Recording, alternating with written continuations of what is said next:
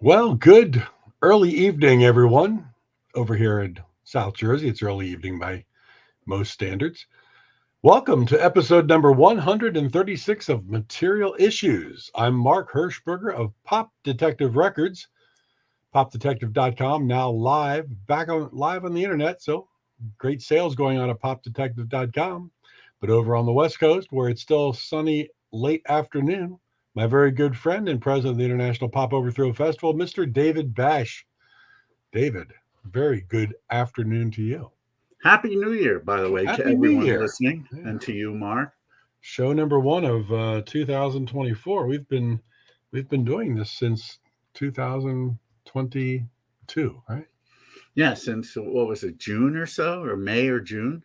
May of 2022. So yeah, it's Yeah, I not mean, it bad. was still during COVID times, so a lot of Wow. people were home. And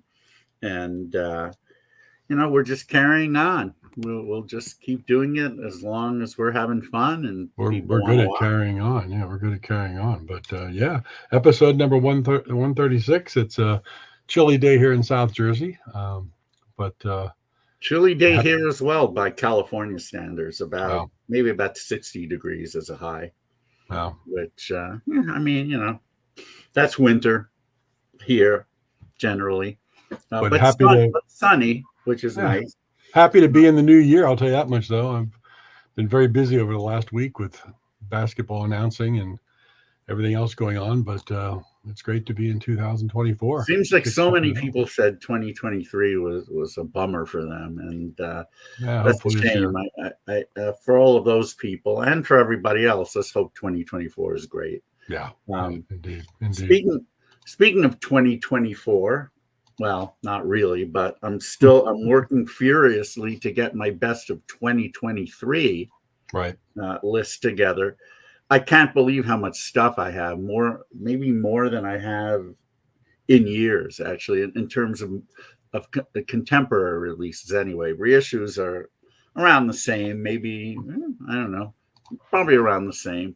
Right. So trying to put everything in order is very difficult. I've had to go back and re-listen to so many things, which has been fun. Of course, some albums you remember how good they were when you first heard them. Others, like, oh, this is better than I remember, or it's not quite as good as I remember. Right. But that's the idea of re-listening to them. I'm still not 100% sold on what's going to be number one, but I have a pretty good idea. One that I just got, this isn't going to be number one, but it's going to do well. Thank you, Tim. Happy New Year. Yeah. A band from Sweden who I may have mentioned on this show before. They're really, really good. They're called The Most. And they just sent this to me. It's a 2023 that they have not advertised much. And I don't really know why. It's called The New Break of Dawn. And it's really cool psychedelic pop. Oh, nice. It's got that really nice 60s influence and, harmonies and the whole bit. I really love this band from Umeå, Sweden, which is very cold right now, by the way. Yeah, Happy New Year! Yeah, wow, I love the album artwork too. That looks like great artwork. I believe it's vinyl only, but I don't think they have any particular way to order it yet. So, but that should be coming. Cool. So anyway, this is just something I got in the mail a couple of days ago, so I thought I'd show it. And in advance, a couple of 2024 issues. I really love these two albums. Band from Norway called Armchair Oracles. Oops. And their album is called Nothing Ever Is. And it is just great 60s inspired pop. They have a song on here that has already gotten some airplay called Nilsson Wilson. And yes, it is about Harry and Brian. Harry Nilsson. Yeah, wow. But this album is wonderful. If it had come out this year, in 2023, it certainly would have been in my top 10. And then some of our favorites, Emperor Penguin. Yeah, great. Have a new album coming out called Gentlemen Thieves. Another great one. Their last one finished number 5 for me in 2022, and who knows, this one could do just as well.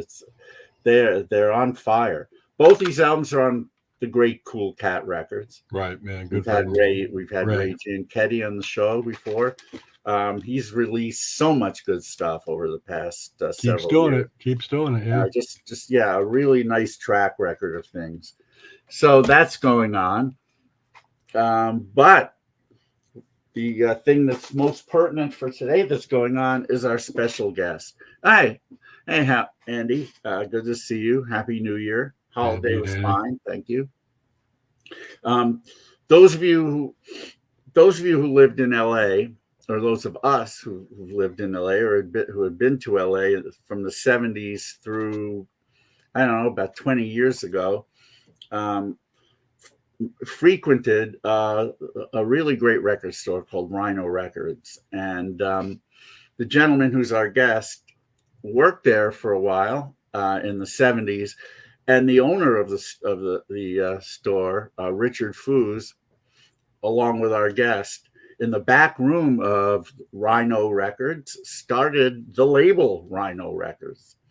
And the rest has been history. The releases that they've put out over the years have been astounding. And our guest is also, well, he's actually produced some movies, one of which was Fear and Loathing in Las Vegas, which many of you may have seen. He's also authored a few books, one of which is the story of Rhino Records, as well as this one, Time Has Come Today, Rock and Roll Diaries, which came out only a few weeks ago.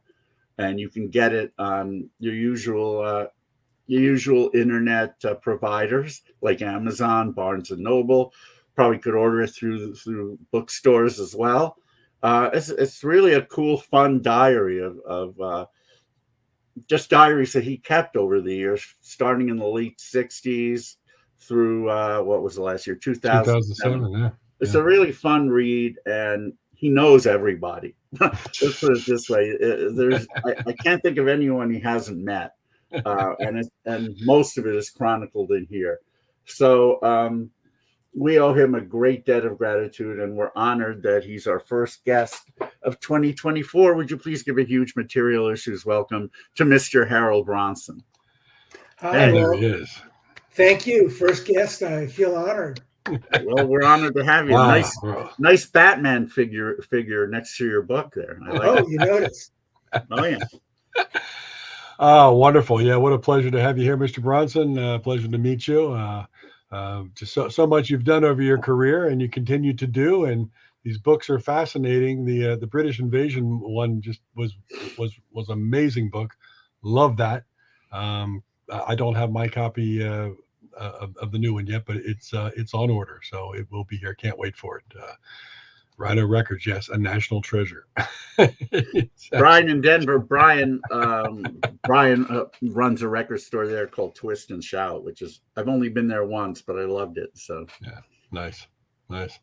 Yeah, great stuff. Great to have you here in 2024. So, what's Mr. Bronson doing right now? What's besides doing our show? What's happening in your life? Okay, first of all, as it relates to my book, and also something you guys are well aware of, and also when we were at Rhino, the most important thing is the music. And it's always important to remember that. So one of the things that I love about, reading about music or listening to podcasts or even you guys is that in some cases, it's a matter of, oh, I haven't listened to that album in a long time. I've always loved that album. Let me dig it out and let me listen to that. Or with new music, like when Mo Berg was on your show. Right. And my connection with that, I've never met him, but when my band had a 20-year reunion, this was in 1993, we recorded 2 songs in the studio. One of them was The Pursuit of Happiness. I'm an adult now. Oh, nice. So when Mo Berg was on your podcast, I watched it. I wasn't aware of his new group. I thought, oh, this seems interesting. I went on YouTube and sampled some stuff, and it's like, oh, I want to get this record. So I ordered it at Freakbeat, which David, and so that's what I'm saying is it's always the music is most important. So what I'm hoping when people read any of my books, including the new one, Time Has Come Today, is that in some cases it'll be like, Oh, I've always heard about the Music Machine. I know Talk Talk, but this makes me interested in wanting to hear more. And in other cases, it might be certain artists, that people aren't familiar with. Maybe they've heard of the Pretty Things. They don't really know the music, and then they read about, I talk about Silk Torpedo from 1974, I think it was, which I think is a really good album. Yeah. So, there's a lot of great music out there that for various reasons were not hits, and, that people could listen to today. Time has come today. No, there's tons of it, and you guys brought, along with releasing a lot of classic pop stuff over the years, you brought a lot of other bands to our attention. So thank you so much for that. Yeah, indeed. And not only that, but Bill Inglot doing a lot of the mastering for you. What a job he did on some of those things. Like, I remember when you guys put out the best of the Beau Brummels in the late 80s and the best of Bobby Fuller 4, which were introductions. I mean, I'd heard Laugh, Laugh, of course, and I Fought the Law, but those were big intros for me to those two artists. And not only were the songs great, but man, I couldn't believe how good the stereo was, especially on the CDs, by the way, I have to say. I was shocked at how clean everything was. And I know that was important to you as well. Let me jump in here with a couple of, Bill Inglots who oversaw our mastering and, was involved in it. One of the things which we discovered is that in some cases, the original master tapes had never been used, like when we reissued the early Everly Brothers, because they would make like second generation, maybe third generation tape copies and send it to the manufacturing plants wherever they were. So when I heard the Everly Brothers, it was almost like hearing it for the first time. You'd never heard it that good. And you mentioned the Beau Brummels, the same thing when we reissued the Beau Brummels. So that was a way that Rhino could give back to the music fans and give them something they've never heard before. And then there's other things that Inglot did. Let me give you one more example. Sure. Yeah. I was big on the Ruddles, of course, the TV show that did a parody of a Beatles documentary, and Warner Brothers put out the album on vinyl back in those days, vinyl and cassette. And then years later, I always loved the Ruddles. I made a deal to reissue it. And then Bill Inglot in the tape vaults, he goes, oh, there's 8 tracks that were part of the TV show that were not on the Warners. Yeah. So when we did the CD, 20 songs, 8 of which were not on the Warner Brothers album.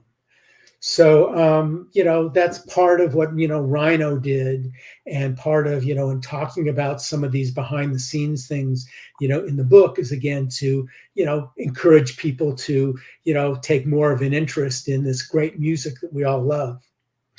Yeah, you guys it's almost like you guys introduced the concept of bonus tracks. And since then, I mean, it's like everybody was doing it, but you paved the way for that. And so.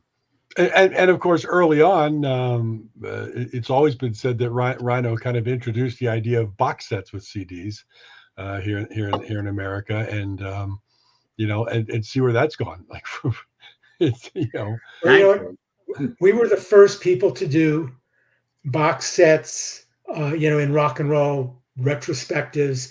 The first one we did was Ritchie Valens. So this is back in the vinyl days. But I mean, just to show you like how passionate we were and are. But my partner Richard, big Ritchie Valens fan, he went to Pacoima High and made a copy of the yearbook that Richard Richard Valenzuela. Yeah.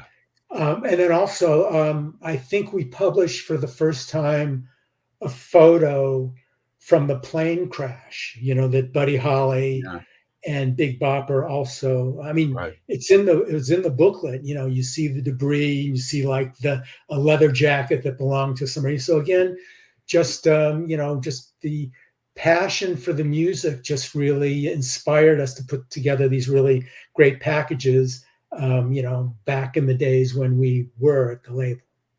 And really, and you said it right there, really great packages too. I mean, you obviously had a vision early on that if we're going to do something like this, let's make it special. Let's besides the great mastering that went in, the bonus tracks, and the packages were always fantastic. The information, the booklets, the photos, it's just so well done.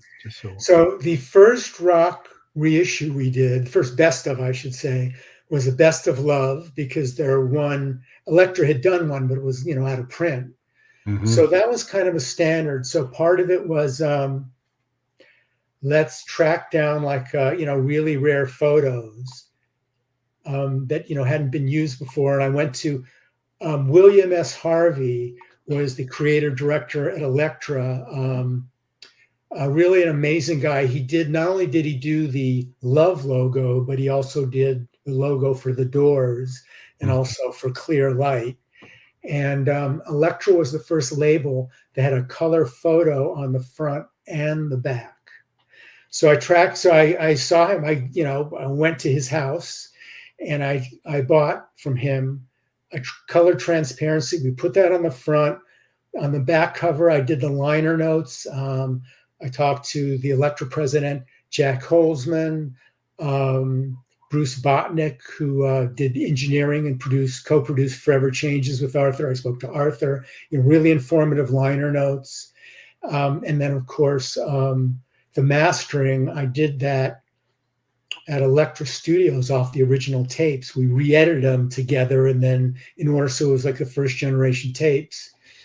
So that's, a good example. But then as a relationship to that with Arthur and his appreciation, we did much more with Arthur Lee, like a solo album and some other stuff. Right. So I had a long, 20-year relationship with Arthur. He referred to me as the most honest man in the, the music business. Wow.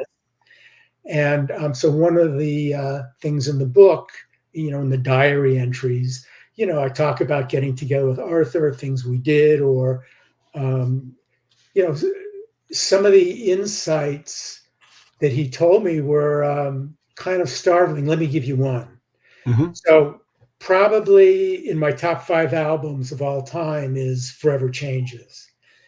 And Arthur told me that he thought he was going to die after completing the record.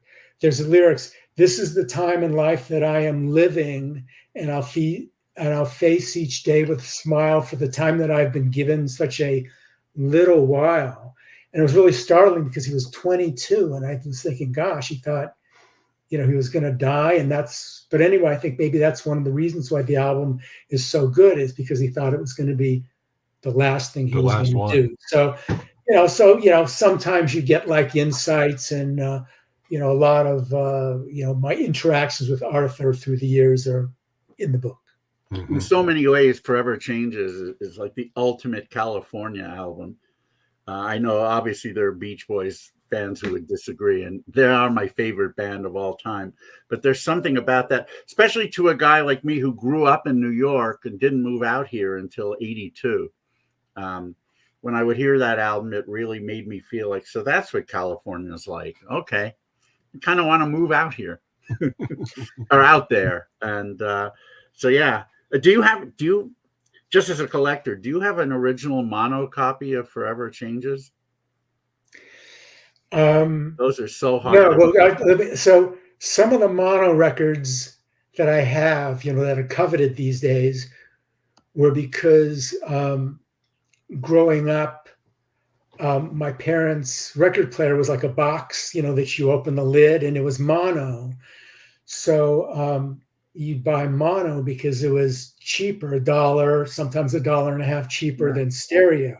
And then at a certain point, it became stereo. So why would you want to buy, back then, why would you want to buy a mono of Sgt. Pepper? Right. You'd buy the stereo because you knew that even if you didn't have a stereo at that point, that maybe in a year you were going to get one. So, yeah. So those, the Love records, aside from the singles that I bought, would have been, stereo. Oh, okay. Interesting. It does sound great that way. I had always thought that the first best of you guys had put out was the Best of the Turtles, and that leads me into the, my next question. You grew up in Westchester, where the Turtles grew up. Were they friends of yours at that point? Whenever you say Westchester, you have to qualify it because people from the East Coast just assume New York, right. rather than the suburb of Los Angeles where the LA International Airport is located. So no, they were a bit older than me, so I knew a couple of their brothers. So a charming story. The original bass player of the Turtles, Chuck Ports, who's on the early records, before they were the Turtles, they were the Crossfires. And I remember we used to play Risk in junior high, and going over to Harvey Ports' house, the garage door was open, and inside Chuck, who wasn't there, but he was working on making his custom bass guitar, and it was in the shape of a German cross, the Crossfires. By the way, I should say the German cross was like a surfer medallion that people would wear, the surfers would wear it. So, and then of course the Crossfires changed their name to the Turtles. But I interviewed Howard, my first feature for Rolling Stone. This was in July 1971, and I just loved Howard. And then and later working on projects with Howard Kalin and Mark Volman, the two Turtles, and Flo and Eddie. Those are like some of the best times I had at Rhino because they were so much fun, so creative. I got the story of the Turtles, which is in the Rhino Records story. And there's, for the Flo and Eddie stuff is in this book, but real record fans. They had a radio show out here on K-Rock on Sunday nights. A lot of fun. They would do crazy stuff. They would never play a record all the way through, but but they would play things like because they used to tour. There were certain records that they heard that they liked. Like for instance, in Los Angeles, Lies by the Knickerbockers was a big hit, top 10 hit, great record. But some of their other singles didn't get played in LA. So they would when they would play them on the radio shows, I never heard One Track Mind. Yeah. So, they would do that. But anyway, they did invite me down to their show one day, and Iggy Pop was on, and Iggy was a little bit out of it. So, for instance, that's one of the diary entries. That's my favorite one, actually. Oh, good, yeah. Where he got lost and just somehow was able to find his way there. Yes. Question for you, Harold, because you talk so passionately about, early on with Rhino, you talk passionately about listening to music and discovering music. What, in your opinion, today's culture, let's say 18 to 30 music by what is really missing today than what you think of when you were 18 to 30 and buying and listening to records and talking to it amongst your friends and I mean, to me there's a big something that's just not there anymore, and it's hard to put your finger on it exactly. Is it the physical product and the sharing of by going to someone's place and putting it onto a turntable in that moment instead of digital downloads and things? It always fascinates me as to what really has turned that. You brought up a great point, and just to address that more specifically, part of the culture back then was, yes, you would go over to somebody's house and, hey, I got the new Pink Floyd album, it's really great, come on over. And by the way, this is with or without smoking right dope. But what's interesting, this was a big part of the culture in England. So you kind of forget that, in England or London, for instance, or not just restricted to that, or in LA, it's not like you had all the money in the world to buy every record you wanted. Maybe there would be like 3 records came out in a week and you only had money for one. So part of the culture and turning people on is, all the time, hey, I got this record. By the way, this also extended, you hear about, rock groups on tour in the US, like the Turtles, or let me give you an example. Over the holidays, I ran into Warren Entner from the Grassroots. Mm-hmm. And he was talking about, I guess, I don't know if they were on the same show as the Turtles, or maybe they just were in the same city, but the Beatles' White Album had just came out. So they, they listened to that together. Yeah. So again, that's kind of, I don't know how often that happens these days. So that's one element, but more specifically as it relates to, Rhino, we were curators. It's like, we know this stuff, we're really good at it. Like, here's a greatest hits album. Here's all the hits, they're on this, but let us turn you on to some really great records that you may not have heard. Mm-hmm. And that's what's lacking in, today's streaming world, Spotify or otherwise. It's a matter of, okay, I know these songs. I want to play the songs I know. But, other than, computerized algorithms and stuff, there's nobody that's walking you through and basically saying, oh, here's some good songs that you might not be aware of. Yeah. Yeah. And I think there's also something special about, and David and I talk about this all the time, the ownership of that album. And as you said, Harold, like, you didn't have all the money in the world. I didn't have all the money in the world, but my friend might have had the brand new ELO, but I might have had the brand new Klaatu. But so I'd go over to his place and we'd listen to the heck out of the ELO album, and he'd go over to my place and listen to the heck out of Klaatu. It's like, boy, can you bring that ELO album to my place? And then you were constantly going back and forth and socializing around a piece of vinyl, But correct me if I'm wrong, Harold, because one thing I know, one thing that may have been different between when you were growing up in the 60s and when I was growing up in the 70s is, in the 60s, I don't know how many people really cared about keeping their records in good condition. So one thing you probably didn't worry about, was what kind of turntable did your friends have? You probably just brought it over, and even if you had one of those stack things where it was 1, 3, 2, 4, and you knew your record was going to be hit by another record, you probably didn't even care. In the late 70s, when I was buying my dual turntable, if a friend wanted me to bring a record over, my thought was, well, what kind of a turntable? What kind of a cartridge does he have? Is he going to screw up my record? No, I don't necessarily. I thought, by the way, I had dual 1215S. I used to have that. Yeah, I think that might have been the model I had, actually. But anyway, as it relates to what you're saying, was really sensitive to that, because you have to think, when I was at the Rhino Records store, and of course we sold, new records, but we also took trade-ins and sold used records. Think you're behind the counter, somebody comes in with their stack they want to sell or trade in their records, and you're kind of going through and you're looking at them and you're, oh no, why didn't they take better care of their records? So I always took really good care of my records. Obviously not everybody, related to them in the same way. And it always kind of would little pings of arrows when you'd see something and it wasn't taken care of properly.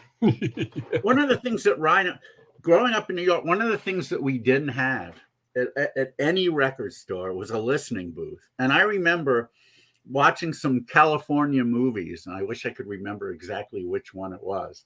It may have been Making It, actually, that movie with Christopher Tabori, where he goes into a record store and there's a listening booth. And I'm looking at this thing and I'm saying, what the hell?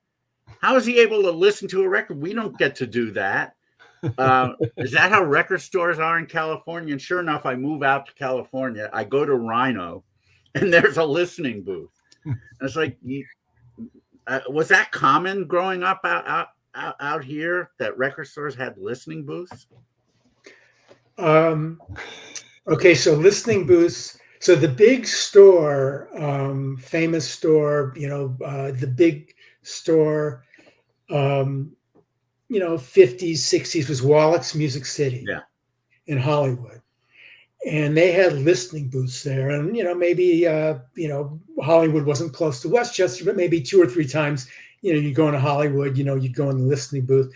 The drag about Wallach's Music City is they had a great selection, but nothing was discounted. Everything was sold at this price. Right. So very few record stores had listening booths other than Wallach's, but but it wasn't only restricted to Los Angeles, like you said.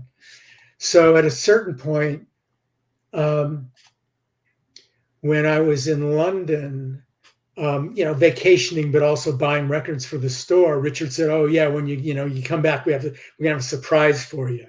And so I came back to the store, and he had actually installed a listening booth. Oh, that's when it happened. But the idea is, but the listening booth from Rhino was, if you had like used records, you could kind of sample them to make sure that the quality was okay.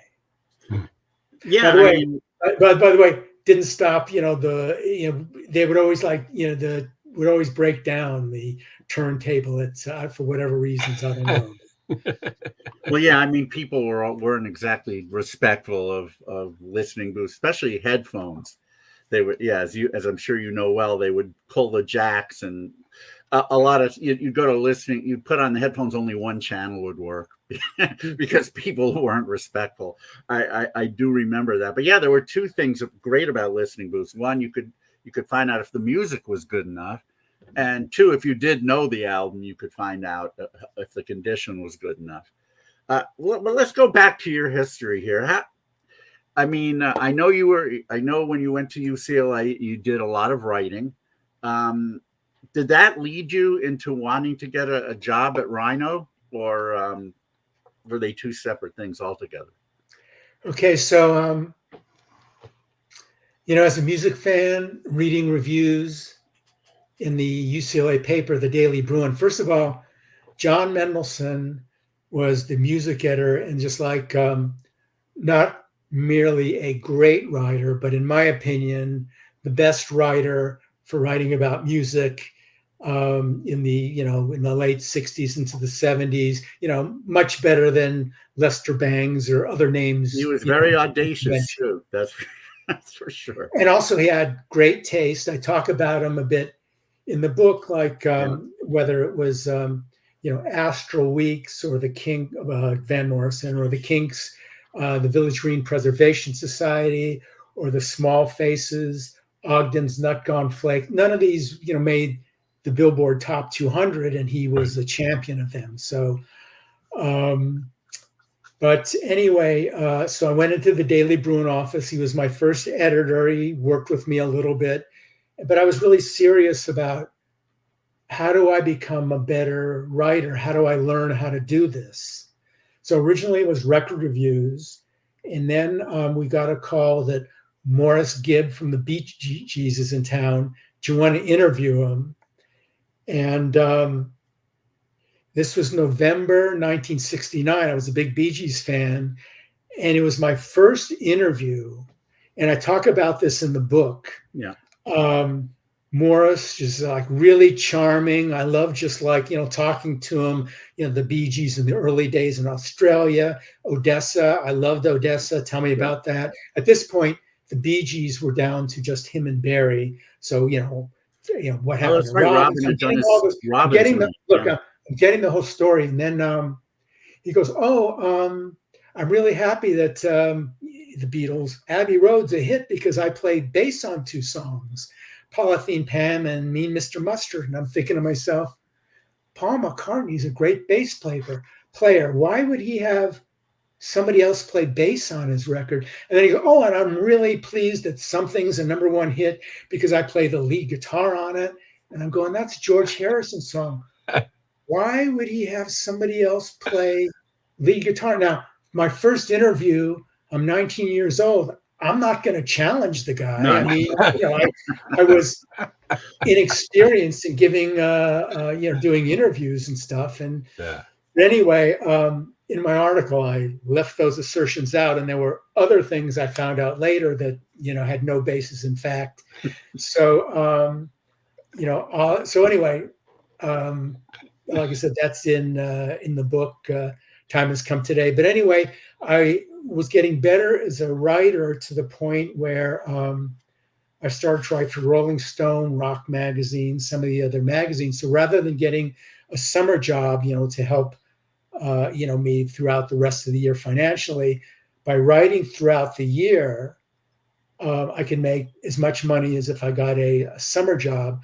So my last year at UCLA, I was a college rep for Columbia Records. I learned more about the business. Here's publicity, here's radio promotion, here's A&R. I wanted to work for Columbia Records or one of the major labels after I graduated. One of my big frustrations back then was, by the way, I did a great job for Columbia as far as placing records in retail, getting them played on the UCLA station. I mean, putting on concerts. No label foresaw the potential that I think I had. So, really crushing. I mean, I would read the want ads in the Los Angeles Times.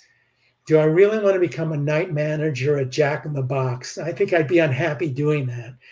So the long and short of that failure is that, at a certain point, getting to work at the Rhino store, realizing that I could take more responsibility, becoming manager, saying to Richard, oh, I have a great idea. We could have a lot of fun. Let's start a record label. And Rhino was not a success early on, but it was, gradual. We learned what we were doing. You're talking about the label now, right? Not right. Yeah. We were doing it for the right reasons. And, over a long period of time. So I was roughly 4 years at the Rhino store, 24 years at the label by the time I left, with a 1 year overlap. And the last year at the label, our sales were over 100 million. Wow. No. I remember being very impressed with your offices. I can tell you that. Did you and Richard bond really quickly, or did it take a while? Richard's one of those guys that, immediately, I wouldn't say bonded, but responded to him, and I just really liked him. So before he had the Rhino store, he had a record concession in Apollo Electronics in Santa Monica, off of the promenade there. And what happened was I was in one of the more famous record stores in Los Angeles in the mid 60s, was Lewin's Record Paradise on Hollywood Boulevard, because they sold the English imports, the Beatles, the Rolling Stones. That was the only place you could get them. But then, a few years later, all of the records in England and the US, they were the same. Mm-hmm. So they kind of, when I first went in there, which was early 72, they were selling bootlegs. And so I was going through the bootlegs, and there was another customer who said, hey, there's this place, in Santa Monica, you could trade in your records. So I like that. I didn't have to be out of pocket for buying bootlegs. So anyway, just, it was in a corner of the store. There were no other customers. So, I traded my records. You would hang with Richard. You would talk to him. He just seemed like a really nice guy. And then later on, year and a half later, when he opened the Rhino store, I not only did I continue to trade there, but I tried to get my other writer friends to trade in their records there, help us, because I had, no connection with the store. But I, tried to help him, and just always liked what he was doing. And then at a certain point, I thought, while I'm waiting for a record company job, you would think it would be a coveted job to be to work in a record store. And it took me quite a number of months until his only full-time employee left. And then so that's when I started at the store. And then, like I said, maybe about a year later became manager. Nice. Was Rhino at that time known as a place where music celebrities would come and shop? Or I know Elton John used to go to Tower all the time, but did you get? No, we got very few celebrities. People would go to Tower. We were like a schleppy hippie record store. By the way, occasionally we would get people, not that you would know, but like, Pete Rugolo was a noted jazz arranger. He lived in the area. He would come. Occasionally you get a few people like that. Like, I remember finding out more years later, but I remember when I was behind the counter that Andy Kaufman would come in. He would like zip in. He would go like to the bargain bin and do like this, and then zip out. And years later, I found out that for Andy being Andy, he was working as a dishwasher at a delicatessen in Beverly Hills, and he was on break, and that's what he would do. But by the way, one person you would always remember was Kareem Abdul-Jabbar would come in. And I remember the first time he came in, by the way, nobody bothered him. There would be maybe 2 or 3 other, customers. Nobody bothered him. He would be in the jazz bin. We have a great selection of cutouts, which were, deleted or overstock albums, $2 a piece, Pablo jazz, great stuff. And I remember like he would go through I remember like, I'd be doing my work. I would look over there, had like a stack of like 30 records. And I'm thinking, oh boy, this is going to be like a big day for us. Kareem, all of that NBA money. And then he comes to the counter with like 2 $2 albums. I was like, what? Anyway, just, things you remember. I got to tell you, I came into the store one day, I was out like, at the One Stop or something. I came in and 2 or 3 employees, behind the counter. And, I kind of look and, somebody checks out and I go to Jeff Gold behind the counter. I go, that looked like, Brian Ferry. He goes, oh, that was Brian Ferry. I go, well, why didn't you talk to him? He was so shy. What Brian would do is he would be looking in the bins and he had his guy with him. And if he wanted something like a Where Are the Neil Young records, he would tell his guy and his guy would come to the counter and then go back and, that's too funny. Walter Becker. Lenny Tristano. I wasn't there in the store, but so by the way, some of the store stuff that's covered in my first book, The Rhino Records Story. So there's the store and the label, and I mentioned the Turtles chapter. There's 2 chapters on the Monkees. There's certain artists that were strongly associated with Rhino. Tommy James, when I wanted to do his story as a movie, the rock star and the Godfather, because of Morris Levy and Roulette Records. So that's all in the Rhino book. Yeah. So, all right, here's something I have to know. Could you get Herb Alpert and Jackie Lomax for 40 cents there? You may not know what I'm talking about, Mark. He's referring to the first record that Rhino put out. So Wildman Fisher was kind of like a mascot of the store. I mean, by the way, sometimes he would come in and spend all day, which was not pleasant. But anyway, Wildman Fisher, notorious street singer, Sunset Strip. Excuse me, can I sing you a new kind of song for 10 cents? Zappa recorded a double album with him, An Evening with Wildman Fisher. Yeah. We all love that album. I had the album. Richard had the album. So when he came into Rhino, not only did we know who he was, but, he felt like some comfort there, like he almost felt like a star. So he made up this song, Go to Rhino Records on Westwood Boulevard. They have nice people there. They'll show you where the records are. Where are the records? They're all over the place. Anyway, so I called up Jeff Gold. I said, come on down with your cassette machine. And he recorded Wildman in the back room singing it. I think he did 2 takes. And we pressed that as a record and we gave it away to our customers for like a Christmas gift. But what happened was that kind of filtered back to England, and John Peel had a underground radio show and he would play it.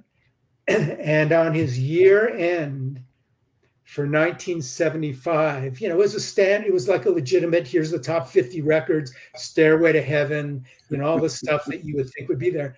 Number 48 was Go to Rhino Records by Wildman Fisher.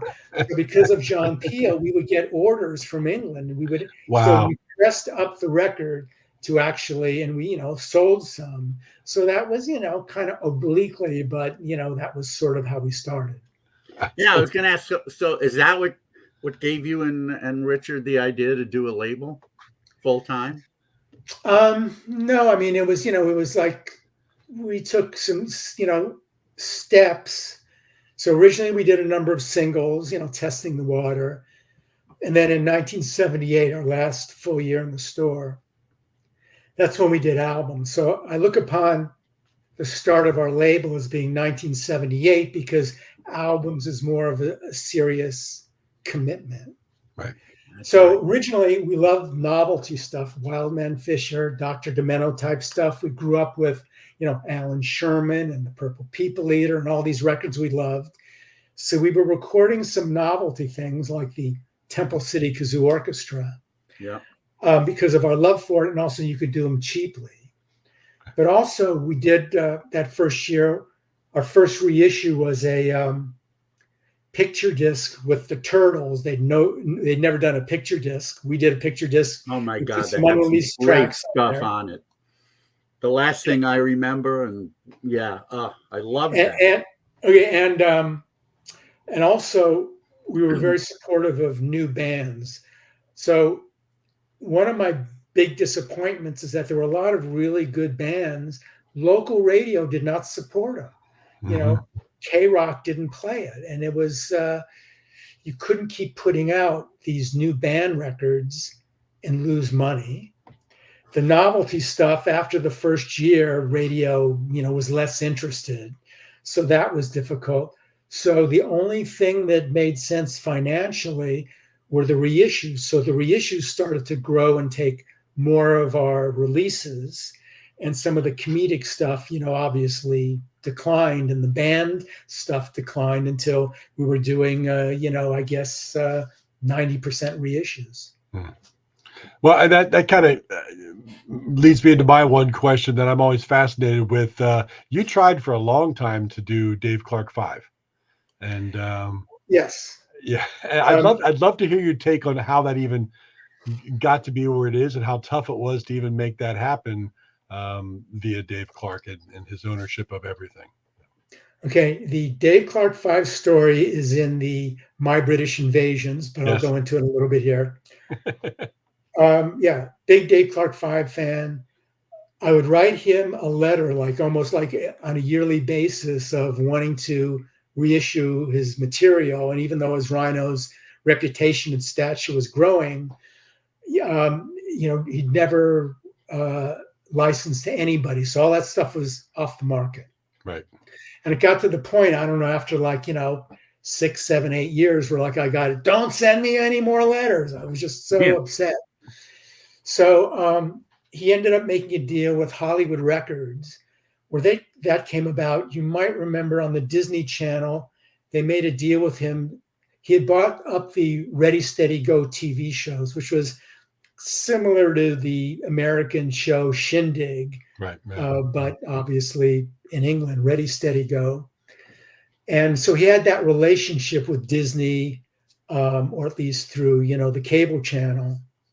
So Hollywood Records, a new record label. So he made a deal with them, but they didn't know what they were doing. So they came to us, and we were kind of like, the beard for Hollywood Records. So he knew we were involved. He thought a little bit, because Hollywood Records said, oh yeah, we'll make a deal with Rhino for the, the TV advertised packaging, with the 800 number. But he didn't know that, myself, Bill Inglot, Gary Stewart, that we were like putting the tracks together. And I think Bill Inglot oversaw the mastering, but we couldn't put our names on the packaging because at a certain point, somebody made a mistake and sent him a rough of the packaging where it said Rhino on it. What's Rhino doing on there? And then the Hollywood people had to scamper and come. Anyway, so the long and short of it is years later, a few years later, Dave wanted to get out of his deal. And the problem is the TV package didn't sell very well. So Dave thought by keeping it off the market, this stuff is going to be more valuable. It's going to be a built up demand and all that. He didn't realize that it had the opposite effect. Right. Oldies radio, if they scratched or wore out their copy, there was no replacement. The songs weren't being used in film or TV. So whatever impact there might have been with, this really good music diminished through the years. So we were sitting with all of these, unsold copies because the TV advertised, it didn't work very well or didn't sell that many copies. So he wanted to get these off the market. And so that's why he came to see me. But anyway, he did say to me, oh, I should have made a deal with Rhino. But having said that, I did offer him, I can't remember the deal, but I did offer him, after the Disney deal, to do a catalog deal, and he didn't want to do that. But even on the Ready, Steady, Goes, I remembered, because those hadn't come out on DVD. They were on VHS and Laserdisc. I think there were maybe 6 of them. And, they were out of print. I offered him $250,000, which probably would have been too much, but that wasn't even enough for him to make a deal with us. So they're the only major act from, the 60s or 70s that never had a comprehensive box set. Yep. Well, there was one other person in the industry who was notorious for not letting his stuff be licensed, and that was Don Kirshner. Did you have similar issues with him trying to license some of his stuff? Not really on that level. So my Don Kirshner things are one, I did a book on the Monkees, which is a photo book with, quotes and things. Yep. I think it was in 1996, maybe 98, something like that. He wanted like 10 copies, and he said, oh, just invoice me, because it was Don Kirshner. I sent it, never got paid.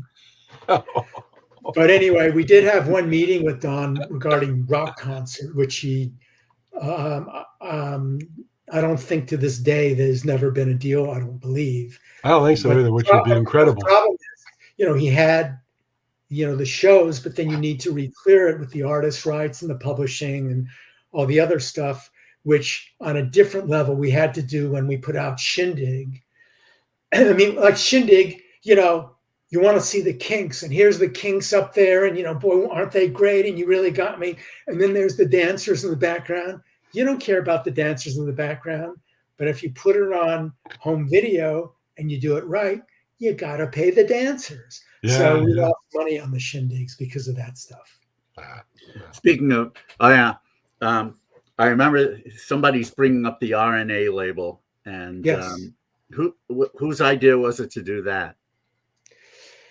Okay, at Rhino, I mentioned through the years, despite the quality that we thought were in a lot of our records, it was very difficult for us to sell new artists. Let me point out, by far, the best newly recorded new artist new album, Zoom by the Knack. Great record, their best record. I was just really crushed. It's such a good record that radio didn't say, if it's, by the way, my idealized position, if it's good, play it. And if it's not good, don't play it. But, that's not how, radio responds, especially in the days of Payola. But so anyway, anybody who's into power pop, if you haven't heard Zoom by the Knack, track it down. It's a great record. Yep. Okay. In answer to your question, a certain number of Rhino staff were younger than us. They were into new artists.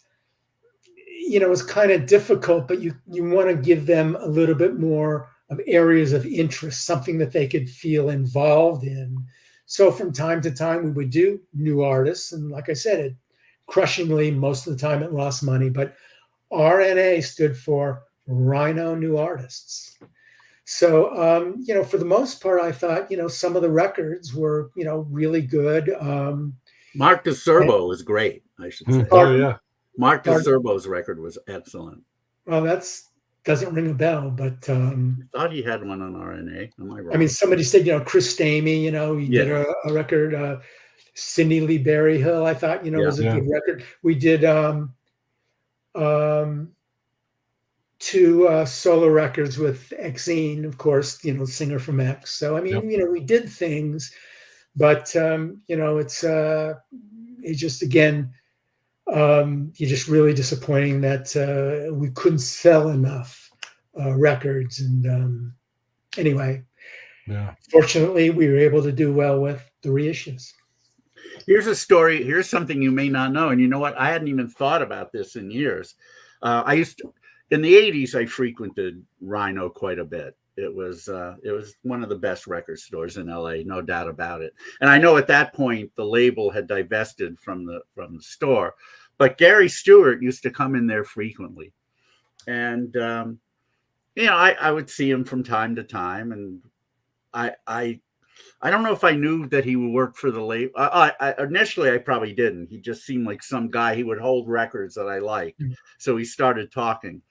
And then he told me that he was with you guys, and I said, one thing that hasn't been done is a really good compilation of instrumental tracks. I would love it if Rhino would do that. I don't know if you know this, but Gary took that to heart, and you guys ended up doing a couple of those compilations, which I was never thanked on it, but that's okay.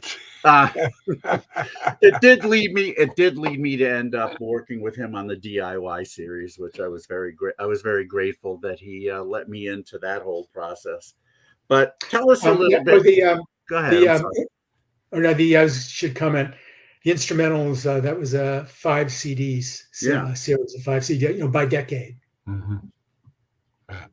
And I mean, I never got into specifics with him, but I said, you guys ought to do that. And thankfully he took me up on it. But, obviously Gary tragically took his own life a few years ago, and I got to know him reasonably well. I would go to his parties and things like that, but there isn't a whole lot about him in your new book. But can you tell us how it was having him work with you guys, and just some of the things he accomplished?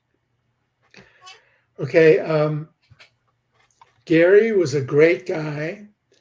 In the store days, he used to, come in as a teenager, and, but he was just so interested in, learning about the music, and he's such a nice guy.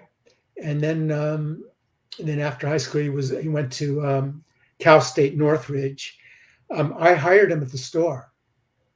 And then as we got our footing at the label, I hired him at the label to be our head of sales. So you have to think, we're maybe like 4 or 5 people as an organization. He goes, well, I don't have any experience. I said, well, you sold records at the store, didn't you?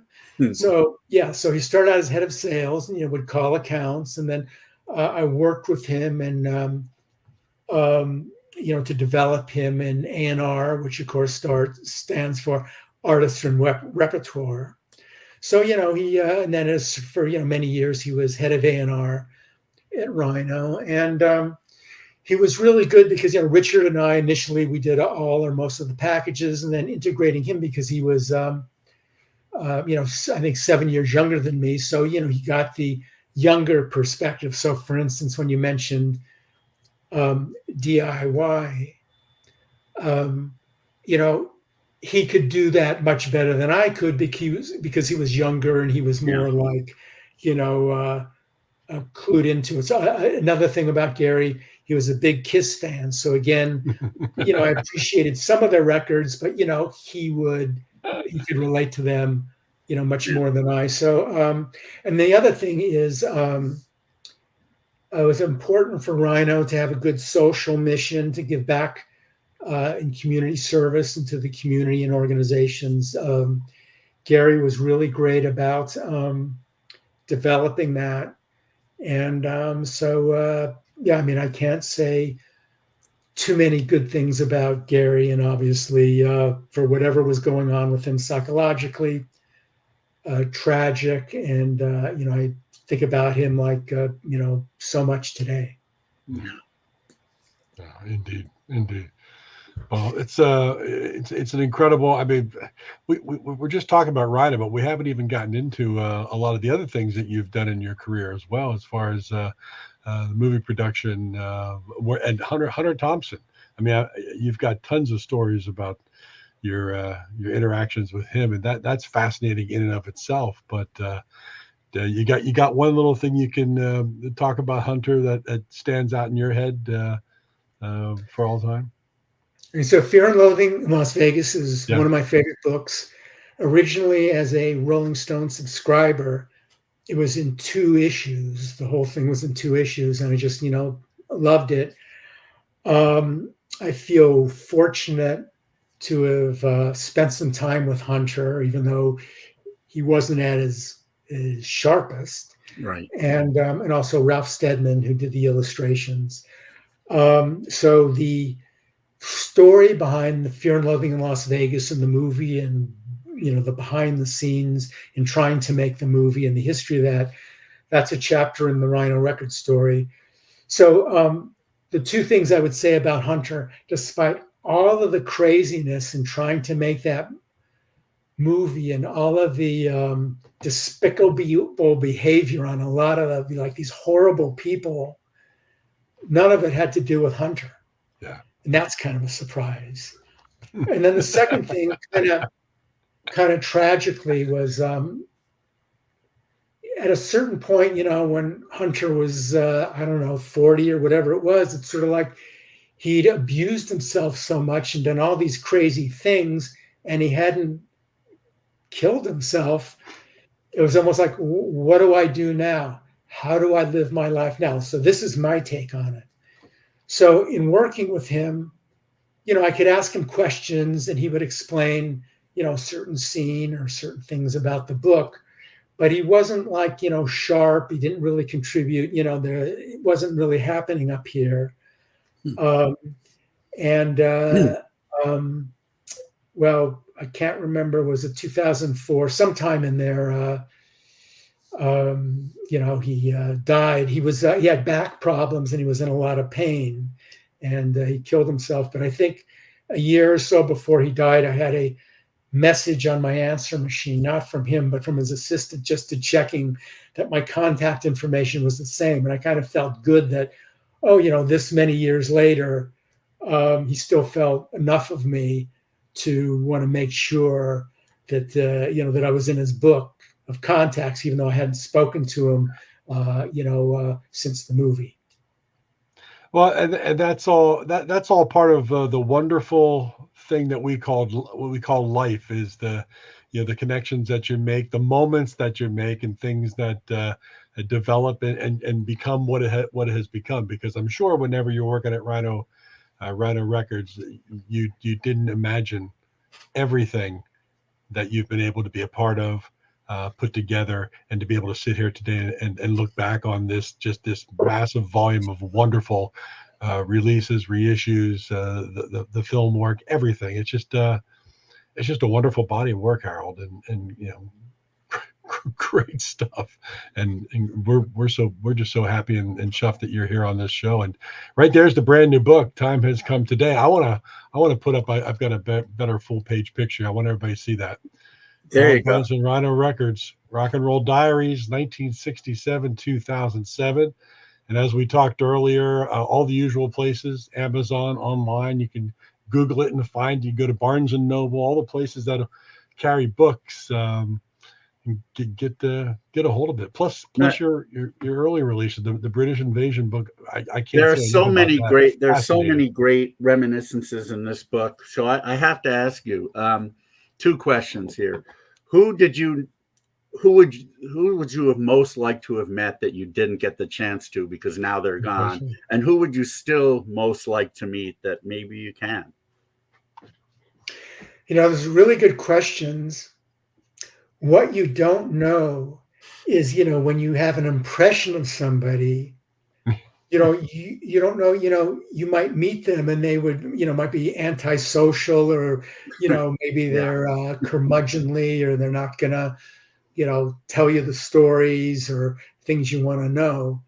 And that relates to, anybody who may still be around or who may not be around.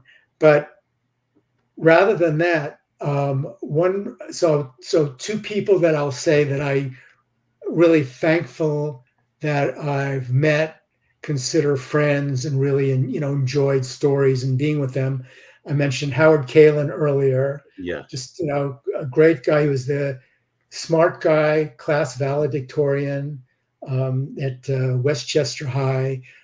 Great, him and Mark Volman, spending time with them, working on our various, we used to do art projects. Let me give you an example. There was the Winds of War, this massive mini series. We took a lot of the cassette tapes of working on reissues with them of all these great stories. We did a limited edition box of, I think, 8 cassettes. We call it The Winds of Flo and Eddie. So, it's like a fun project. You don't expect to make money on it, but it's so absurd. And so we used to do stuff like that. Another person, just meeting originally as a, journalist, but Peter Noon, who's a friend of mine to this day. Right. Whenever we get together, we always have a really good time. I mean, I've been friends with him actually 50 years now. So, wow. So I would say that within the course of, music and Rhino, those are 2 people. In addition to, fellow writers and other, people who are into music. And even like if we get together now, maybe we don't talk about music that much, but it's just kind of the sensibility that you have. So right. Most of the friends that I have, there's that, deep-rooted, music connection. Yeah. Wow. I had the opportunity to interview Peter, although not in person. It was via email. I believe he was actually on a plane when he answered my questions. But I'll never forget this. I asked him about Blaze, the Herman's Hermits album. I said, was that an attempt? Because I always thought that was a really nice album with a lot of deep cuts on it. And I said, was that an attempt to be taken seriously by the critics? And his response was, we never wanted to be taken seriously. I was so surprised at that. Do you think that's true? No. Back then you were thinking about the charts. You weren't thinking about critics because there were no critics. I think it was Blaze 67, I think. Yeah. Okay, so let me give you an example. And this relates to, what I'm trying to do with my books, including Time Has Come Today, is document the history of rock and roll because of, my immersion in it. So I'll give you an example. One of the first concerts I went to, I talk about seeing the Seeds, who are really big in Los Angeles. They're most known for Pushing Too Hard, right. But they had, a number of hits in LA, not necessarily nationally, but I kind of review them. I talk about seeing them. So when the Dave Clark 5 played in the area, 1965, I'm guessing, and I think it was in Anaheim. In the LA Times review, they talk about, more like, the crowd and, and screaming. They don't mention one song. There's no review of the concert or the music. Right. So what I'm saying is that, the idea of rock or music criticism, back in, in 1967, it was, a little bit new relating to, Rolling Stone and Fusion, right. And, maybe the LA Times was getting into it a little bit. It was evolving, but, groups that had hit singles, all they cared about is, trying to get back on the charts. Really, that was the world. Yeah.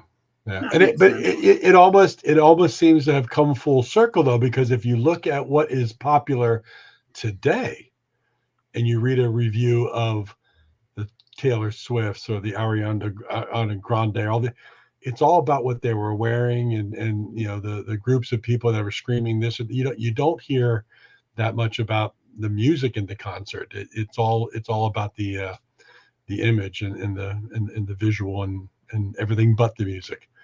So yeah, it's kind of come full circle as far as that's concerned, which is a very interesting point, I think. I think it is. It's kind of cool. Do you think that that physical product, you think CDs will ultimately make a comeback?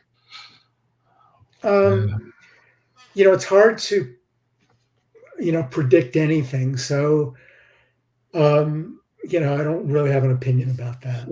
I know Rhino. I remember at the time when CDs came out, a lot of collectors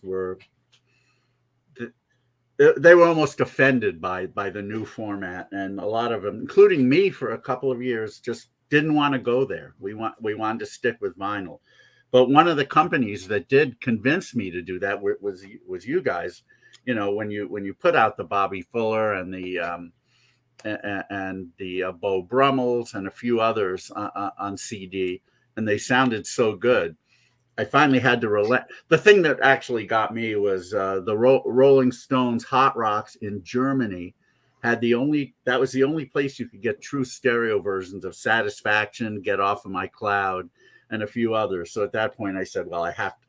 There's no way I'm doing without that. So I'm buying a CD player. But it's interesting you said that, because at a certain point, like, what's the best CD? And I remember there were a few CDs that I got, the German ones, like, for instance, Disraeli Gears, because supposedly, the Polydor German one, and that's still in my CD, shelf. So I do have a few of those things. You're gonna have to find that. Relating to what you said about depending on the pressing or the CD or which one's best. But you guys embraced it pretty quickly. There was never any, there was never any sort of rebellion. We actually put out CDs before a few of the major labels. Yeah. So Turtle's Greatest Hits. Yeah.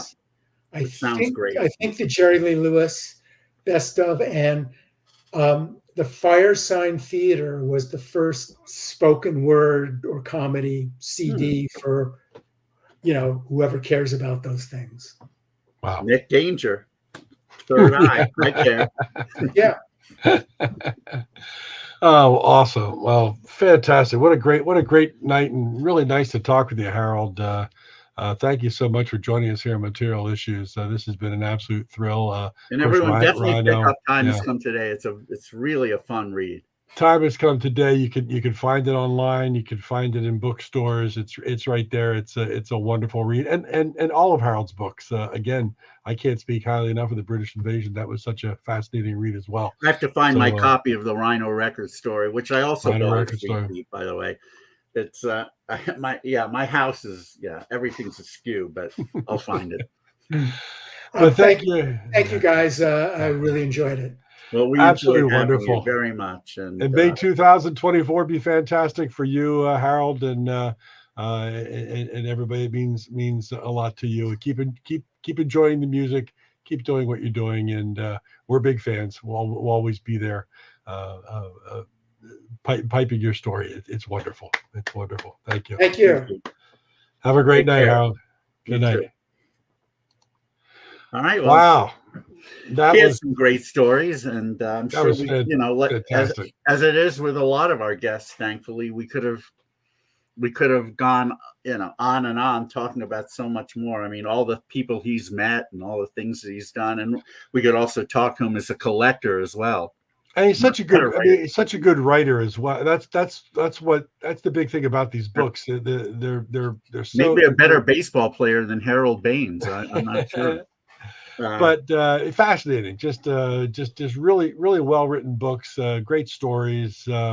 If you're any kind of a pop, rock and roll, power pop fan, 60s fan, pick them up. They're great reads, and it takes you on a trip.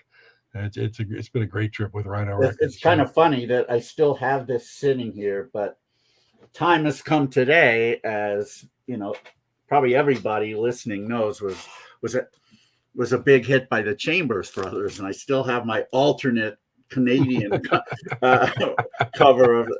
Yeah, when I was in Canada and I saw this, I said, "Wow, I've never seen this cover. This is awesome. It's better than the U.S. one for sure." So I had to buy that. But anyway, we've got some pretty cool guests lined up for the next few weeks. Well, next week, as we've mentioned before, on Thursday, January 11th, I will be revealing not revealing, because I'll post it on Facebook the day before, probably. Discussing. We'll be discussing and playing, hopefully, some tracks from my best of 2023 lists. And as people who've seen my list know, they are very, very involved. I've got several categories. They're broken down. Several categories. Episode 95. Episode. We're not going to be able to get Marilyn Chambers on, unfortunately. She's no longer pure as 99 and 45%, whatever. Anyway, we'll be talking about. I break them down into all kinds of different categories within the current and reissue arenas. So we'll be talking about that, playing some music.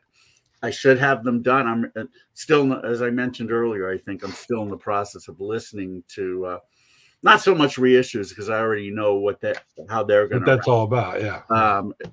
But the new stuff, there's a lot to listen to, a lot of great stuff. So that'll be Thursday, January 10th. After that, we're back to Wednesdays for the foreseeable future, and on Wednesday, January 17th. We're going to have the main man of a very very cool band called the Weaklings, and this is their record that's going to come out right around that time. I think it might be the day after or 2 days after we air. But Glenn Burtnick, who's obviously been a member of many other bands in his career, but we'll be talking about his career and also this new album called Raspberry Park on Gem Records. One of our favorite labels. A big shout out to Marty Scott and to Maureen of Gem. They're always very, very good to us. So yeah, this is a really cool new record. So check that out. This has got to be Jordan. When is Pop Detective Records going to have a new release? I do not know. Gem is the greatest. Pop Detective, just so you know, the brand new website is up and running, popdetective.com. If you want to pick up any of the last 15 years or so of Pop Detective Records, they're all at a great price, CDs, and there's some vinyl there and things, but I don't know what the future's going to hold. I never say never. I hope you release some stuff. There are a few. Yeah. There are definitely a few artists who have done digital only releases. Yep. And I've spoken to a lot of people will say, well, nobody's buying CDs anymore. Yeah. That's not true. Yeah. I mean, in the old days when you had to press up 1,000, if you still had to do that now, it wouldn't be viable. Yeah. But if you can press up 50 or 100 or at maximum 100 and at minimum like 50, it's worth it, because there are people out there in our world who still buy CDs. There are plenty of them. And in fact, there are plenty of people who eschew digital only. They won't purchase them. Yeah. Maybe they'll listen to them on Bandcamp or Spotify, but they're not going to buy the digital files. Okay, well, that's true. And Yeah, no, people are buying them, including myself. I mean, I can't tell you out of all the, forget about reissues, even contemporary. Yeah, I mean, thankfully bands send me stuff, which I'm very grateful for, but sometimes that doesn't happen. And if I like it enough, I'm going to go and buy it. And, it, and again, I don't rank digital only releases on my list. I will not count them. It doesn't mean I won't listen to them, but I'm not going to count them. Yeah, I knew that was coming by somebody. I think you get inundated with John Bork and Jordan Oakes here going back. No doubt about it. And when those two get together, and it's been a while, you forget it. It's nonstop. But so we got Glenn Burtnick coming up on the 17th. But anyway, hopefully Pop Detective will release some stuff by either bands who who hadn't put out their record on CD, or somebody who hasn't yet put out a record, but we know is going to be good. So no pressure, Mark. No pressure. We need it. You never know. Labels will release CDs as possible. I never imagined actually starting a label, and look what it turned into. So you never know. Maybe we can get that back. All right. So Glenn Burtnick on the 17th. Did not mean to digress there. As we never do. On the 24th, this will be a thrill for me, because since 1979 I've been a huge fan of the Corgis, and I should say for many years I pronounced them Corgis because a DJ friend I knew insisted that that's how they pronounce their name, and I thought, they're taking poetic and musical license, so why not? Okay, Corgis. Well, no, it's the Corgis after the dog. I was a huge fan of their 3 initial albums in the late 70s, early 80s. And they've come back together and they've put out some new stuff. And they're going to have a couple of albums in 2024. And nice. I've heard the first one, which is called Blue. And it's got some great stuff on it. Not all original. Well, James Warren and Andy Davis initially formed the Corgis, and they were also the main people of Stack Ridge from the early 70s, who had great records. But anyway, James Warren is still at it, and he's got a few new members of the band, including a gentleman named Al Steele. And James Warren and Al Steele will be our guests on the 24th. But two hours earlier, because they're in the UK, and 11 p.m. is a little too late for them. So we'll be starting at 4 p.m. Eastern, 1 p.m. Central, and 9 p.m. UK. So Andy Hartley, if you're listening, get your UK friends to join us. It'll only be at 9 o'clock, but some really good music by the Corgis and James Warren and Al Steele of the Corgis. Ha ha ha. Let's breaks down. Yeah. Let's not descend into madness here with silly jokes. So we've got that, and on February 14th, that's our next scheduled guest at this point. Right. So we got a couple. We'll have a couple weeks that are open. We revisit Gem Records and a legend who is now on the label, a power pop legend for sure, Mr. Paul Collins. Yeah. Who has a new record coming out, and he will be our guest on the 14th. I think the record comes out on the 16th. What's my favorite Corgis album? Dumb Waiters, for sure. All 3 of them are great. And the third one never came out. Well, Everybody's Got to Learn Sometime was their hit that came out of nowhere. Had no idea. I mean, I think it's a great song, but so many others were, and they tried to put those out as hits, but didn't happen. But Everybody's Got to Learn Sometime. That's one of those songs that, of course, people remember, but they don't remember who did it. Mm-hmm. Yeah, there you go. But that would actually be. I mean, I know that's kind of like a one-hit wonders collection, but somebody ought to put out a CD of songs that people love but don't remember who did. Yeah. I remember Hot Child in the City would be one of those, for example. I remember a lot of people, if you ask people about I remember that one. You remember who did it? No. and he was actually a part of another one. If you think of Roxy Roller, Sweeney Todd. Right, and Nick Gilder was in both of them. So This yeah. Sweeney Todd being big enough in Canada that Roxy Roller was a top 10 hit. I think it reached number 6. Now someone's gonna, yeah. Well, that's okay. I don't even know if I knew much about thank yous on records back in the 80s, but At the time, I remember when that one came out, there were actually some thank yous on it. I was looking for my name, and oh well. I'm sure Gary had forgotten who told him because he didn't really know me very well at the time. But I did get thanked on the DIYs, though. While we're yakking, this thing I told you about earlier is historic autographs, Retrograph 2, 5 8-card packs. Every single card is autographed. I got to open up one of these things and see what they're all about. Let's see. Sorry for all you non-baseball fans here. I was saying feel free to go, but we don't want you to leave. We don't. Get back into music a little bit. We had a great interview. Now we're just kind of goofing off a little bit, but I want to see what this is all about. Historic. Oh, nice little. It's a nice box.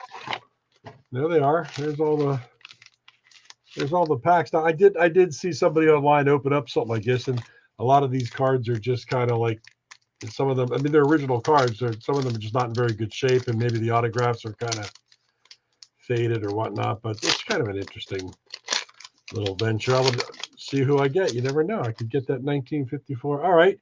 First one is an autographed Joaquin Andujar. Oh, Joaquin Andujar. Oh, 83 Fleer.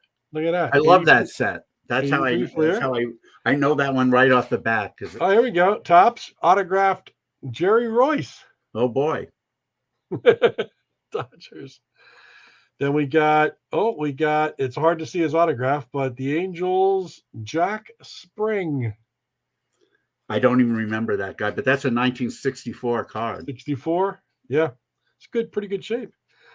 Then we've got I got a Phil Garner.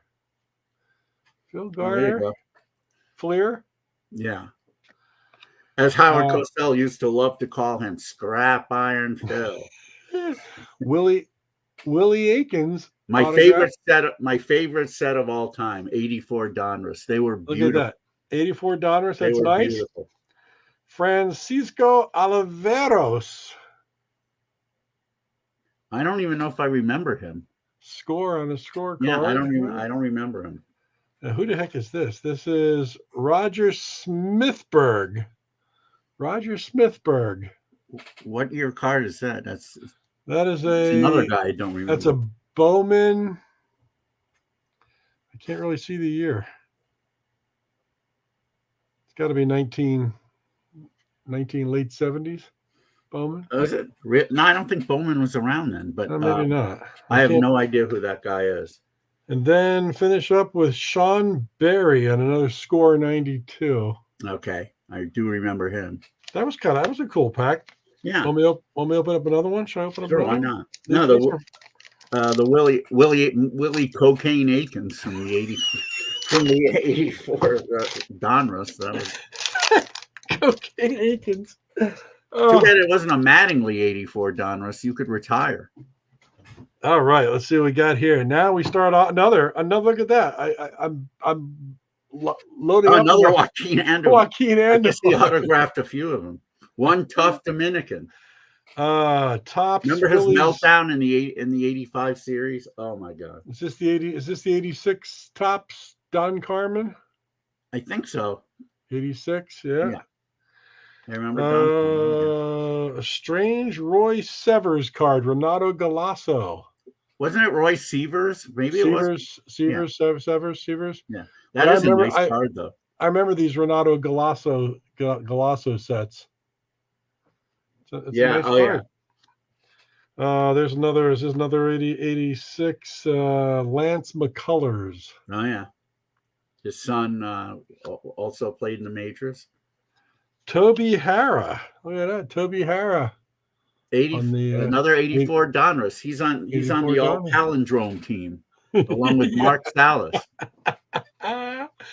Mark Macklemore. Yeah. What is this? This is Upper Deck. I'm sure John Borak remembers him well as an Angel for quite a while. And as Al Connon would call him, Little Mac. Al Connor was the Angels announcer. Ed Romero, another Bowman. Do you have his dad Cesar's card? Cesar's card. It's in the next pack. Didn't make it, huh? And Upper Deck Manny Lee. Okay, I remember Look at that. That's pretty cool. Okay. These are kind of a neat little box. Everything autographed, and there's not. We got a couple decent names, but did you know? I mean, you said there's a 54 Aaron that's out there. Yeah, you could. There's an insert that gets you a PSA 8 or 9 54 Aaron. Yeah, that you could autographed. Autographed. Oh my God! Whoever wins that will not have to work for a while. That is an easy 5-figure card right there. Darnell Stenson. What card is this? Is this? Did you open another one? Yeah, I have no idea who that guy is. It looks like a minor league card. Thunder. Oh, Trenton Thunder. Yeah. Trenton Thunder. Yeah. Another Lance McCullers, a duplicate, I guess. No. I guess old Lancey, who autographed a few of them. Frank DiPino. 84 Donruss. Beautiful. 84 set. Must have been. I got another Mark McLemore duplicate. Who's this? Steve Wapnick.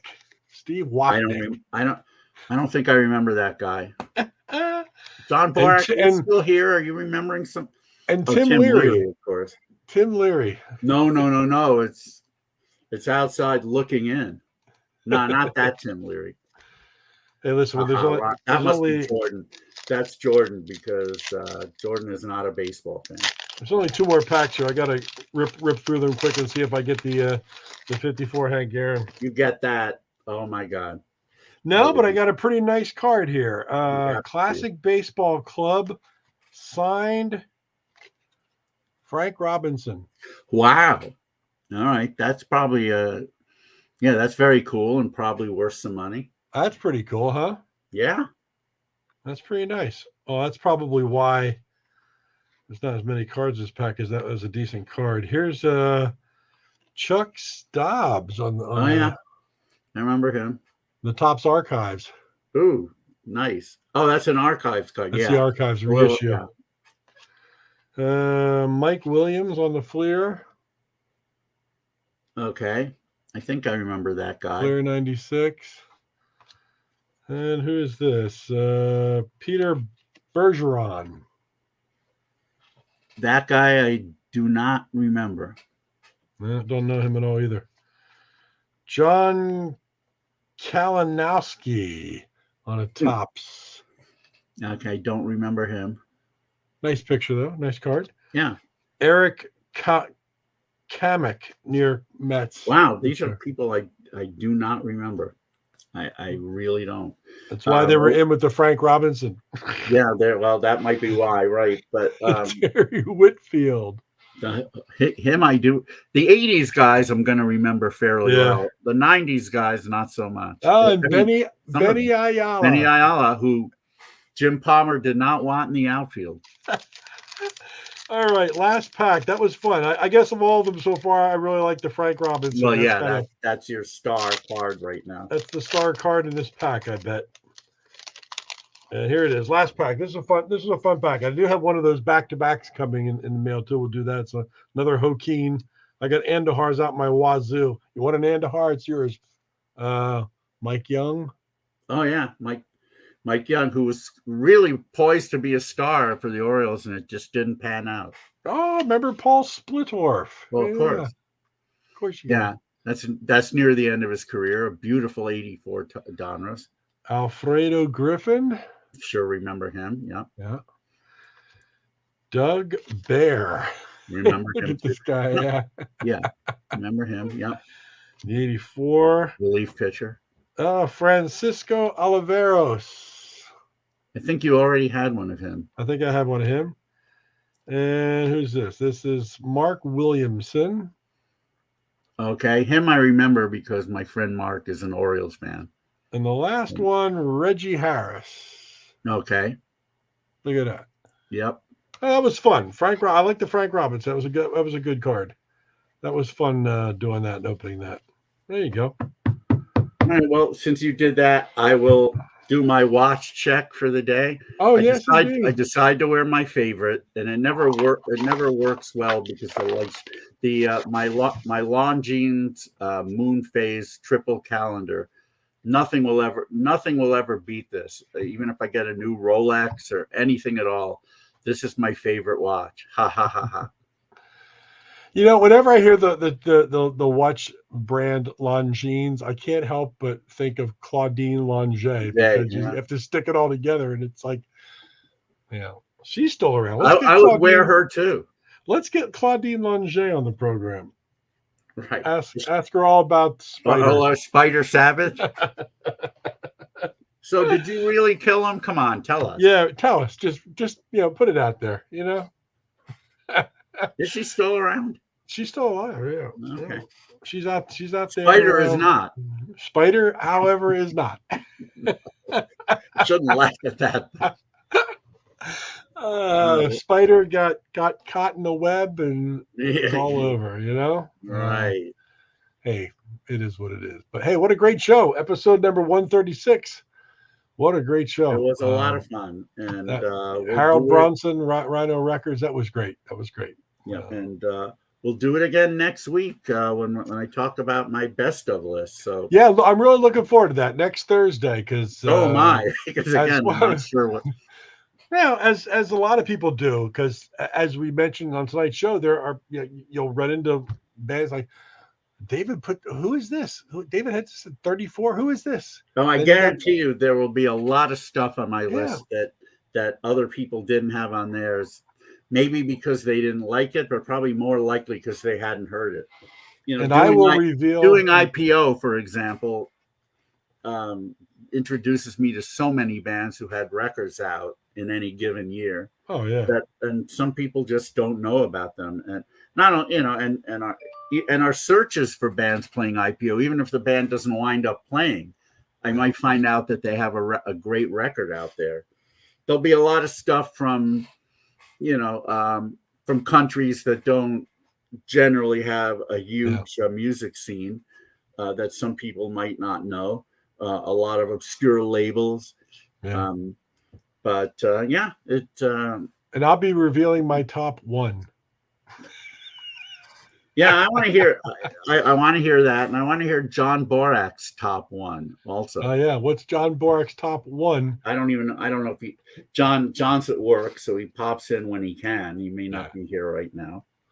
But it's all good. But I mean, if anyone else wants to tell us what their favorite album of 2023 was, or even your top 5.